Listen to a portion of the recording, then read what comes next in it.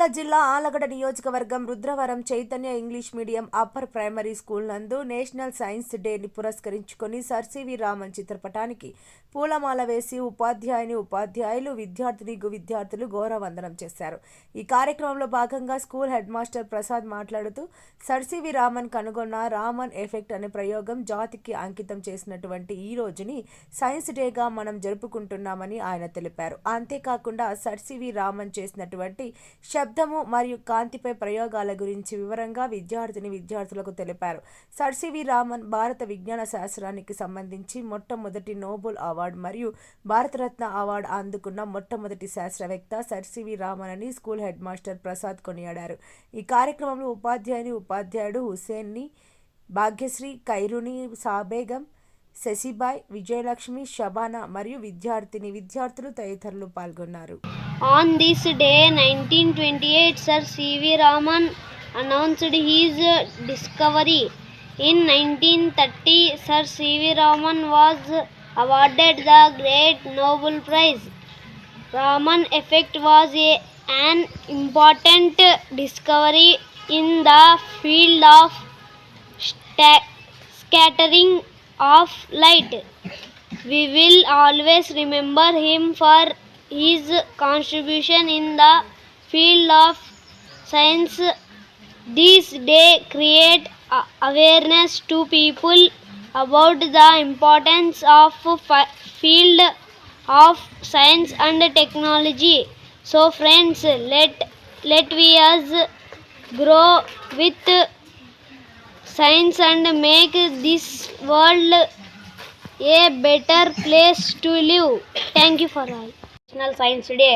Every year we celebrate the National Science Day on 28th February to remember the Raman effect, discovery of Sir C.V. Raman's Raman effect. Sir C.V. Raman won the Nobel Prize in the physics field in the year 1930. This fact is celebrated on the National Science Day. On 1987, 28th February, the Indian government noticed the first National Science Day. For the celebration of National Science Day, the National Council for Science helps a lot. Thank you for all. CV Raman అంటే C అంటే Chandrasekhara, B అంటే వెంకట, చంద్రశేఖర వెంకట రామన్ అతని యొక్క పూర్తి పేరు.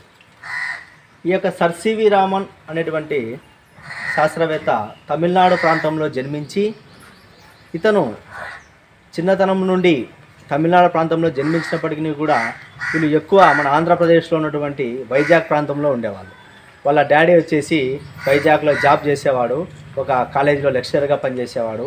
లెక్చరర్గా పనిచేయడం వల్ల అతని యొక్క విద్యాభ్యాసం అంతా కూడా విశాఖపట్నంలోనే కంప్లీట్ కావడము, తర్వాత ఫర్దర్ ఉన్నత చదువులు చదివి ఇతను గొప్ప శాస్త్రవేత్తగా కావడానికి మూల కారకుడైనాడు.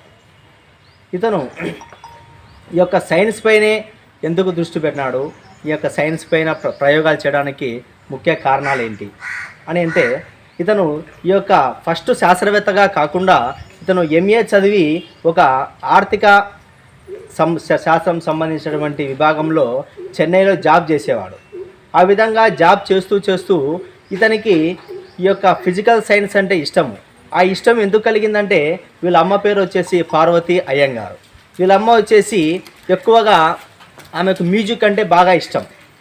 మ్యూజిక్ ప్లే చేసేది అంటే వీణ ఉంటుంది కదా, వీణ వాయించడము, తబలా వాయించడము, ఇలాంటి మ్యూజిక్ ఇన్స్ట్రుమెంట్స్ను ఎక్కువగా యూజ్ చేసి ఆమె ఎక్కువగా సంగీత ప్రియురాలు. ఆ యొక్క సంగీతాన్ని ఎక్కువగా ఆస్వాదించేది, సంగీతంతో ఎక్కువ ఎంజాయ్ చేసేది ఇంటి దగ్గర. ఇతను వాళ్ళమ్మ ప్లే చేసేటువంటి ఆ యొక్క మ్యూజిక్ ఇన్స్ట్రుమెంట్ను అబ్జర్వ్ చేసి ఈ యొక్క సౌండ్ ఏ విధంగా వస్తుంది, ఇప్పుడు డ్రమ్మును కొడితే సౌండ్ ఏ విధంగా వస్తుంది, దాన్ని ఒక స్టిక్తో అలా రాపిడి చేస్తే గిర్ అనే సౌండ్ ఎందుకు వస్తుంది, కొడితే టప్ అనే సౌండ్ ఎందుకు వస్తుంది, వీణను వాయించినప్పుడు వీణను అలా వేలుతో అలా అన్నామనుకోండి, దాంట్లో ఒక తీగ ఉంటుంది, ఆ తీగను అలా ఉంటే ఒక విధమైనటువంటి సౌండ్ వస్తుంది.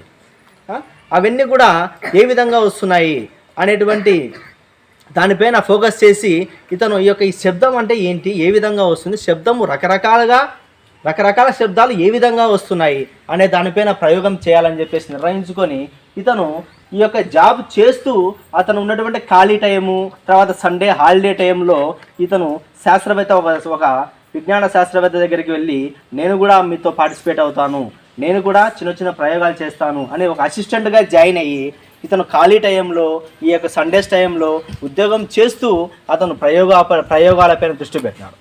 ఆ ప్రయోగాలపైన దృష్టి పెట్టడంలో ఫస్ట్ చేసినటువంటి ప్రయోగాలు వచ్చేసి సౌండ్ పైన ప్రయోగాలు చేసినాడు. సౌండ్ ఏ విధంగా, ఏ పరిస్థితులలో ఏ విధంగా సౌండ్ ఈ యొక్క శబ్ద తరంగాలు అనేటివి క్రియేట్ అవుతాయి, ఆ శబ్ద తరంగాలు ఏ విధంగా ఒకదాని నుంచి ఒకటి ఏ విధంగా మార్పు చెందుతాయి అనేటువంటి ప్రయోగాలు చేస్తూ చాలామంది ఇతన్ని అప్పట్లో ఇతను చేసినటువంటి ప్రయోగాలపైన హేళన చేసేవాళ్ళు. నువ్వేం చేస్తావు, నీ వల్ల ఏమవుతుంది, నువ్వేం పెద్ద శాస్త్రవేత్త అవుతావు అని చెప్పేసి హేళనగా ఉన్నా కూడా ఇతను ఒక పట్టుదలతో నేను కంపల్సరీ ఏదో ఒకటి నేను ఎక్స్పెరిమెంట్ చేయాలి, నేను ఒకటి సాధించాలి అనేటువంటి పట్టుదలతో ఆ విధంగా చేస్తూ నెక్స్ట్ వచ్చేసి ఈ కాంతి పైన ఈ యొక్క ఆకాశం నీలంగా ఉండడం వల్ల సముద్రం యొక్క నీళ్లు కూడా నీలంగా ఉన్నాయి. ఏమి కారణము, ఆ సముద్రం యొక్క నీళ్లు ఎందుకు నీలంగా మారుతున్నాయి, దానికి సముద్రం మామూలు వాటర్ అనేది ఎలా ఉండాలి, వైట్ కలర్లో తెల్లగా ఉంటాయి కదా, కానీ సముద్రం నీళ్ళు వచ్చేసి నీలంగా ఎందుకు ఉన్నాయి అని దాని మీద రీసెర్చ్ మొదలుపెట్టి ఆకాశంలో ఉన్నటువంటి ఆకాశం ఏ కలర్లో ఉంటుంది, ఆకాశం నీలం కలర్